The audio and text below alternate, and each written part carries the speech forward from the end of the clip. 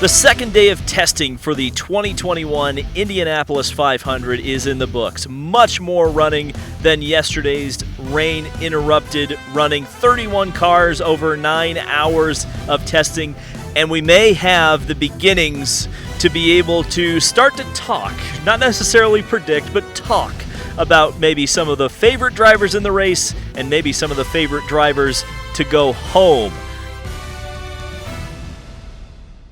And welcome back on location, the Indianapolis Motor Speedway, somewhere back there. So this was a much more substantial day than yesterday. Yesterday was obviously punctuated by that big crash by Rinus VeeKay. He didn't return to action today, but we will be talking about him later on in this video. A lot of running today. Beautiful conditions. It was still quite gusty, breezy, and that affected the drivers quite a bit. There's quite a bit of talk about whether or not they really got a good read on the aero changes that were made for the 2021 Indianapolis 500. They tested those here in the fall, and it seems like, we're going to talk about this later in the video, but it seems like some of those changes haven't necessarily added up to a significant change. But again, that could also be sandbagging, and that was something I talked about yesterday.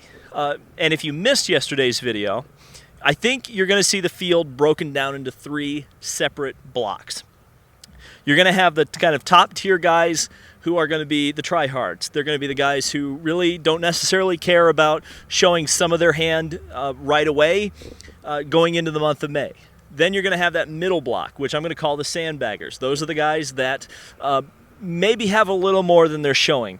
But something that we're really going to focus in on later in this video is that bottom half of the field, the bottom 6 or 7 drivers, because traditionally in the last 2 years, and again we'll show you this later in the video, that has told us who the major bump will be in this race. So let's focus on the fast guys first, because we learned some interesting things today. Joseph Newgarden, no real surprise up front, 226.8 miles per hour.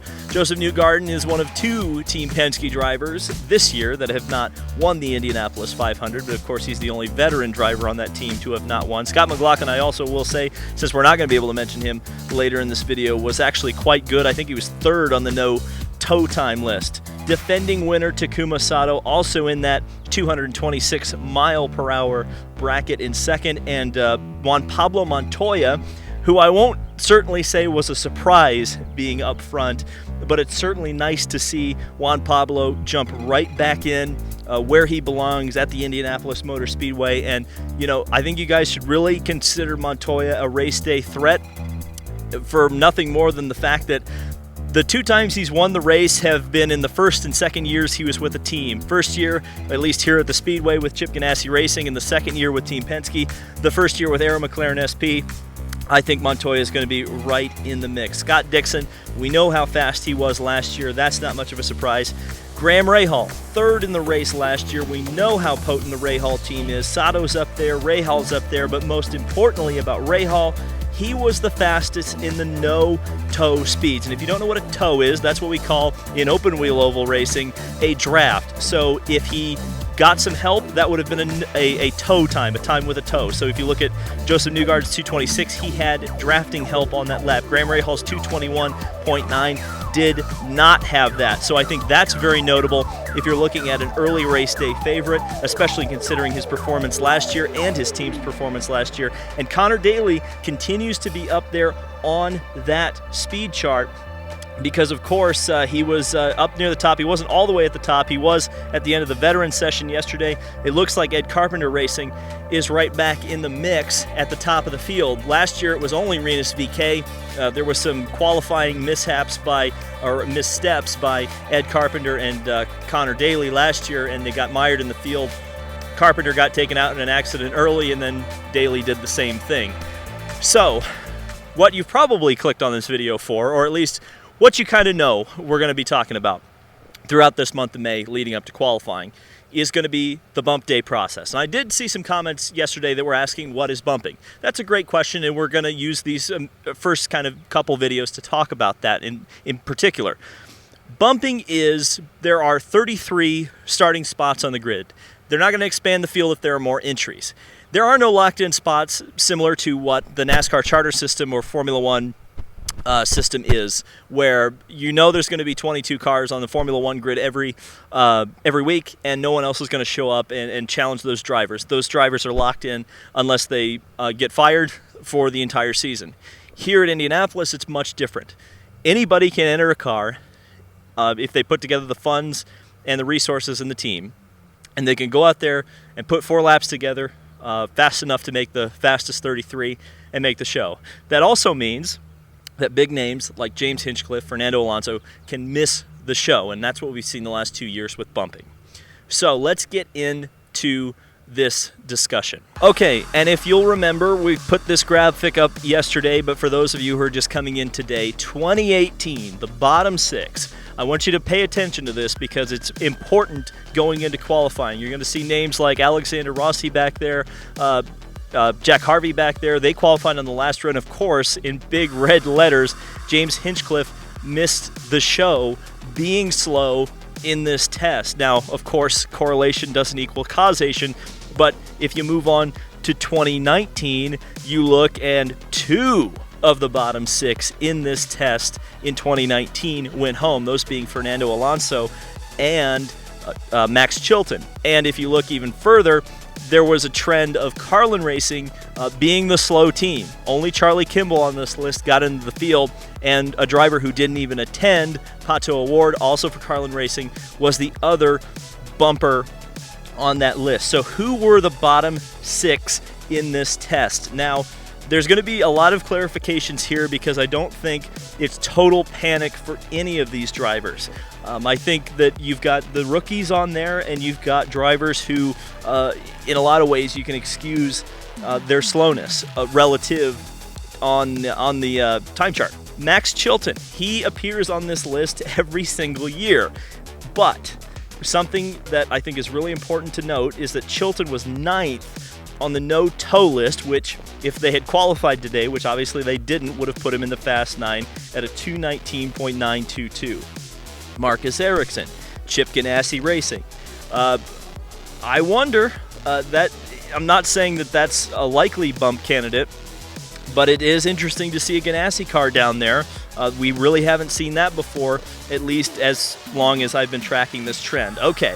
Dale Coyne Racing, particularly the Rick Ware cars. They're running with 2 rookies and a driver who hasn't been in the seat in an Indy car for a year. Pietro Fittipaldi and Cody Ware. Now, it's important to note that with the no-tow times, this team was the furthest back. Pietro was 26th on the no-tow times. Ed Jones, who you don't see on this bottom list, but was 30th on the no-tow times, and then Cody Ware was 31st. So overall, by themselves, at least based on this test, Dale Coyne Racing is the slowest going into the month of May. And again, we'll have to track that in the month of May to see if they improve or if they don't improve. Now, Rinus VeeKay is on this list solely for the fact that, A, he did turn laps yesterday, and he crashed the car. And if we're looking for red flags, as it were, with drivers and teams and cars that could be a problem, Rinus VeeKay crashed his Indy 500 car yesterday. These are cars that the teams work on all year long to get them prepared. The question for me is going to be with Rinus VeeKay is, are they going to be able to get that car back up to the truly polished piece that it was going into this test for the month of May. So again, we're not going to know until they get on track in May, but that's one I really want to talk about, or at least follow as we go forward. The final point I want to make in this video is talking about the racing itself. I mentioned a little bit at the beginning of this video. There's been some aero changes over the fall and winter. They were testing those today. A lot of the parts apparently are optional, so the teams can really kind of decide what they want to run and what they don't want to run based on what their setup is. Looking at the racing, or the mock racing today, and by the way, because it's mock racing, it really felt like a May day. Why don't they just move this day to May?